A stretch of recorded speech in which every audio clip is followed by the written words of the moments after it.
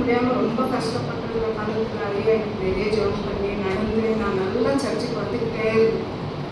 நல்லா வந்துட்டு இருந்து எப்போ ஒரு நாளைக்கு வர முடியாதுன்னு சொல்லிட்டு போயிடுவேன். ஆனால் ஒரு 3 வாரமும் என்னால் வரவே முடியல. கை ரொம்ப வலி, 2 கையும் மாற்றி மாற்றி வலி. ரொம்ப கஷ்டப்பட்டாரு 3 வாரம். வரணும்னு நினச்சா கூட வர முடியல.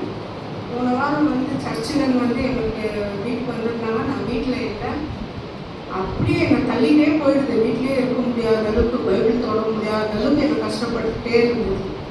அப்புறம் அம்மா ஐயா வந்து நீ கஷ்டப்பட்டு இது விடவே கூடாதுன்னு 7:30 மணிக்கு ஓடி வந்த சாயங்காலம் ஞாயிற்றுக்கிழமை வந்து எப்படியாவது நம்ம ஜெபம் பண்ணிக்கணும், நம்மளுக்கு சாத்தான் நம்மளை விட மாட்டேன் தெரிஞ்சுக்கிட்டே இருக்காரு வந்து விடாமல் வந்து ஜெபம் பண்ணிட்டு ஆண்டவர் என்னை கூப்பிட்டு விட்டுட்டாரு. நான் ஜெபம் பண்ணேன்.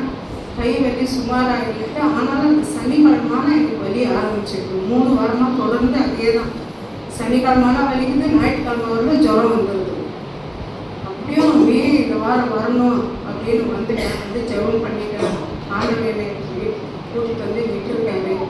நான் இனிமேல் நிற்காமல் வரணும், மற்ற நாள்லேயும் வரணும்னு நான் ரொம்ப ஆசைப்பட்றேன். ஆண்டவர் எனக்காக நீங்கள் ஜெபம் பண்ணணும், நான் புதன்கிழமை வரணும், நான் மகளிர் கூட்டத்துக்கும் வரணும், இதுக்கெல்லாம் எனக்கு ஜெபம் பண்ணுங்க, நான் வரணும், எங்கள் வீட்டில் எங்கள் பசங்களுக்காக ஜெபம் பண்ணுங்க, என் பொண்ணு இப்போ பிரச்சனையில் அவளுக்காக ஜெபம் பண்ணணும், பையன் வரணும், ஆண்டவரை ஏற்றுக்கணும். நாங்கள் 2 பேரும் ஏற்றுட்ருக்கோம், வீட்டில் 2 பேர் ஏற்றுக்காமல் இருக்காங்க. அதுக்காக நீங்கள் ஜெபம் பண்ணுங்க. நாங்கள் முழு குடும்பமாக இங்கே வரணும்னு ஆசைப்பட்றோம். வீட்டில் ப்ரேயர் வைக்கணும்னு ஆசைப்பட்றோம். அதுக்கெல்லாம் ஆண்டவரை எங்களை நடத்தணும். எங்களை இவ்வளோ தூரம் நடத்திட்டு வர்றது எதுவும் நடத்துவாருன்னு நான் முழுசாக நம்பிக்கிட்டு வரேன்.